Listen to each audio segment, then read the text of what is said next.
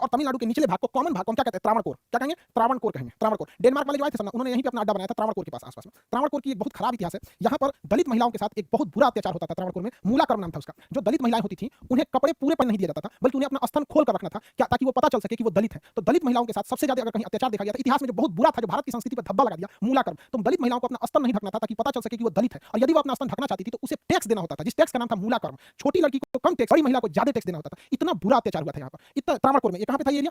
ये त्रावणकोर का एरिया केरल और तमिलनाडु का दक्षिणी भाग कहलाता है। तो बताइए हमारे देश में भी अजीब अजीब चीज मिलेगा। हमारे यहाँ आपको विडंबनाएं बहुत ज्यादा मिलेगी। एक और हम लोग महिलाओं का पूजा करेंगे, महिलाओं को कहेंगे देवी के समान, लेकिन फिर वहीं पे हमारे इतिहास में वर्णन मिलेगा सती प्रथा के नाम पे, जिंदा जलाने की परंपरा। वहीं पे आपको यहाँ मिल गया मूलाकर्म नाम की चीज। बताइए मूलाकर्म कितना खराब था यहाँ पर। बाद में वहां पर महिला, एक महिला थी, उसने अपना स्तन काट दिया और उसके बाद उसके पति ने क्या कर दिया उसके साथ, उसने भी चिता में जल के मर गया। बाद में राजा ने इसका मतलब क्या कि इसको हटाया। लेकिन ये हमारे देश में आप किसी चीज को हटा सकते हैं, इतिहास से आप किसी चीज को नहीं हटा सकते। तो ये इतना बुरा हाल हो गया। दलितों के साथ जितना गुजरा है ना, वही बर्दाश्त कर सकते थे। दूसरे के साथ गुजरा रहता तो कब लोग गुजर गए रहते वहां पे। आज भी आप देखिएगा ना, तो जो शहरी क्षेत्र है तो उसमें तो दलित और एससी एसटी ओबीसी का बहुत अंतर नहीं है। यहाँ दिल्ली मुंबई में आइएगा तो पता नहीं चलता कौन क्या है। यहाँ लोगों को काम से मतलब है, मेरा काम करके दो, तुम किसी भी कैटेगरी के रहोगे। खाना अच्छा बनाते हो, तुम एससी एसटी ओबीसी कुछ भी हो, तो मेरा खाना बना दो, समझ गए। लेकिन गांव में अरे खाना बनाओगे, कौन जात के हो, कौन धर्म के हो, ये थोड़ा सा ज्यादा होता है। रूरल एरिया में ज्यादा, शहरी क्षेत्र में थोड़ा सा इसमें कम है। तो त्रावणकोर का इतिहास बहुत खराब है, समझ गए कि नहीं? इतना ना दलितों को सताया गया है कि आप अगर किसी बड़े जाति से पूछेगा तुम्हारा जाति कौन है, शान से बोलेगा। और अगर किसी छोटे एससी एसटी को कहेंगे कि किस जाति के हो, तो पता नहीं क्यों वो अपना जाति बताने में संकोच करता है, जबकि उसको जाति के आगे मूल निवासी जोड़ देना चाहिए। अगर कोई कहता है कि हम चमार जाति से, तो बोल देना चाहिए चमार जाति मूल निवासी। रीजन क्या है कि ज्यादातर द्रविड़ भारत वाले, आदिवासी समाज के, दलित समाज के लोग ही तो यहाँ थे। बाहर से आप देखेंगे दिल्ली सल्तनत वाले बाहर से आए थे, मुगल वंश बाहर से आए थे, आर्य जो थे, आर्य भारत के लोगों को संस्कृत किसने सिखाया? आर्य सिखाया, मध्य इंडिया से आए थे यहाँ पर। लेकिन उनको मानसिक रूप से इतना सता दिया गया बेचारा अपने देश, उनको लगता है कि